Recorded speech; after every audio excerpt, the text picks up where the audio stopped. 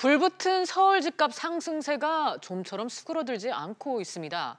이런 가운데 수요자들의 관심이 청약 시장으로 쏠리고 있고요. 청약 당첨 가점도 고공행진을 하고 있습니다. 이 상황 어떻게 봐야 할까요? 송승현 부동산연구소 소장과 함께 자세히 얘기 나눠보도록 하겠습니다. 소장님 어서 오세요. 네, 안녕하세요. 네, 정부 규제도 지금 서울 집값 상승세 여전합니다. 이제 왜 오를까 이 고민에서 이제 벗어나서 얼마나 오를까 이런 기대감마저 생기고 있는데 소장님 전반적으로 이 상황 어떻게 보세요? 부동산은 일단 복잡해요. 네. 전체적으로 일반 경제로도 볼 수 있겠지만 그 공간적인 부분, 입지적인 그런 부분도 들어가 있고 네. 또 금융적인 부분도 들어가 있습니다. 결국 과거에는 돈이 있는 사람이 부동산을 사고 돈이 없는 사람들은 그냥 월세로 살거나 사글세로 사는 경우들이 많았었는데 지금은 대출이라는 걸 이용을 할 수가 있게 돼요. 그러다 보니까 조금 투자적인 욕심이 있는 사람 같은 경우는 대출까지 받아가지고도 시장에 접근을 할 수 있는 그런 부분이 있다 보니까 많은 사람들이 접근을 하게 되고 이런 부분들로 인해서 서울에 있는 그 흔히 말하는 똘똘한 한 채 쪽으로 많이 몰리다 보니까 집값이 더욱더 많이 상승을 그렇게 한 것 같습니다. 특히나 그 서울에 있는 아파트 값을 보면은 상승세가 상당히 눈에 띄고 있는데요. 7월에 보유세 인상안이 확정을 했고 또 8월에 용산하고 여의도 그 개발을 한다고 이야기들이 많았습니다. 네. 또 강북의 개발 계획 등 이런 그 7월 달에 있는 그 보유세 인상이 확정이 되면서 시장에 있었던 그 불안정성이 좀 해소된 것으로 인해서 상승을 했던 것으로 보여지고요. 또 여의도 그 용산 같은 경우는 개발 계획을 보류를 하고 또 투기 지역 같은 경우는 추가 지정으로 인해서 세무조사도 들어갔는데도 불구하고 9월에는 0.47%가 상승을 했습니다. 어느 순간 이런 시장 자체가 보다 보면은 시장에 내성이 생긴 거 아닌가라는 생각이 들 정도가 된 것 같고요.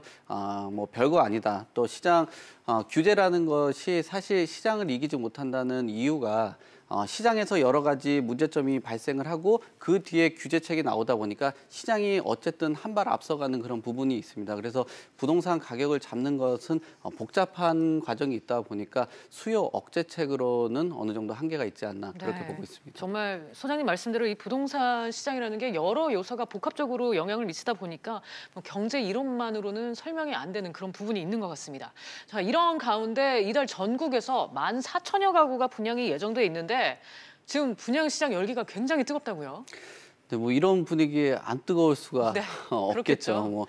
9월에 21곳, 14,000여 곳이 지금 분양을 한다라고 하는데 지금 분위기 자체, 집값이 계속 뛰고 있다, 굉장히 높아지고 있다 이런 분위기다 보니까 또 이 지역 안에서도 굉장히 그 인기가 있는 지역들이 있습니다. 그렇다 보니까 많은 관심들이 들어오고 있는 것 같고요. 이로 인해서 열기가 굉장히 뜨겁고 또 이런 열기가 청약에 대한 경쟁률로 쏠리지 않나 그렇게 보고 있습니다. 그래서 자료를 보면은 2015년에 13.4%였는데 최근 2018년 7월까지 나와 있는 그 조사로 보면은 26.6%의 그 경쟁률을 나타내고 있습니다.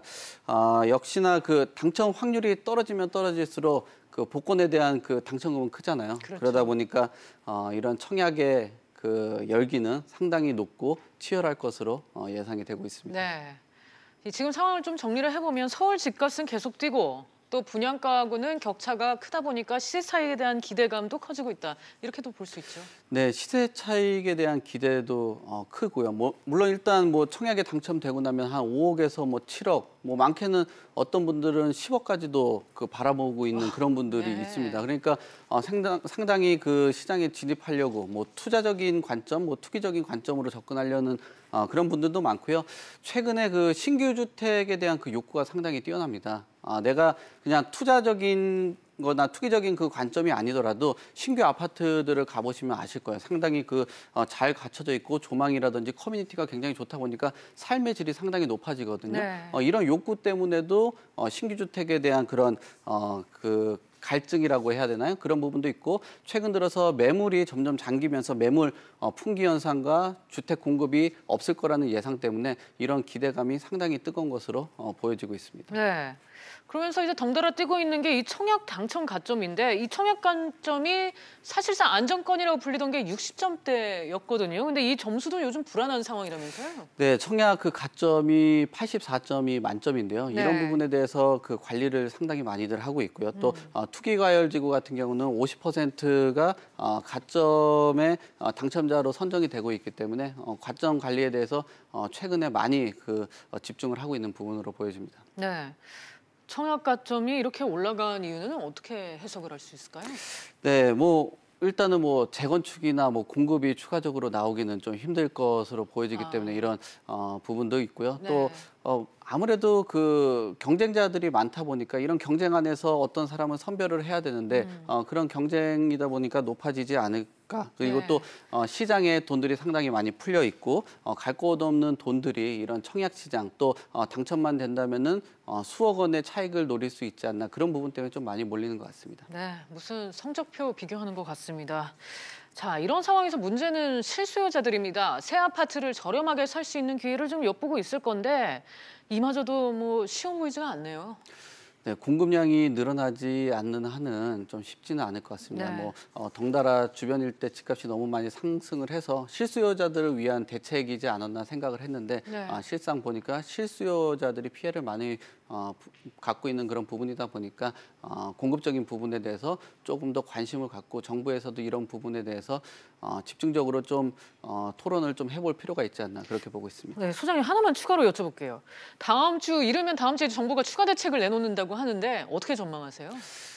사실 시장에 대한 그 반응을 좀 많이 볼 것 같아요. 사실 지금 집값이 오른 것도 문제지만 집값이 올라서 매수를 했는데 갑자기 심각하게 그 고강도 규제를 내놓는다라고 하면은 이런 부분들을 또 떨어뜨린다면 기존에 매수하셨던 분들에게 상당히 피해가 가거든요. 그렇죠. 그렇다 보니까 시장의 눈치를 많이 좀 볼 것 같고 공급적인 부분에 대해서 좀 더 많이 좀 거론이 되지 않을까 그렇게 보고 있습니다. 네, 고삐 풀린 서울 집값에 펄펄 끓는 분양시장.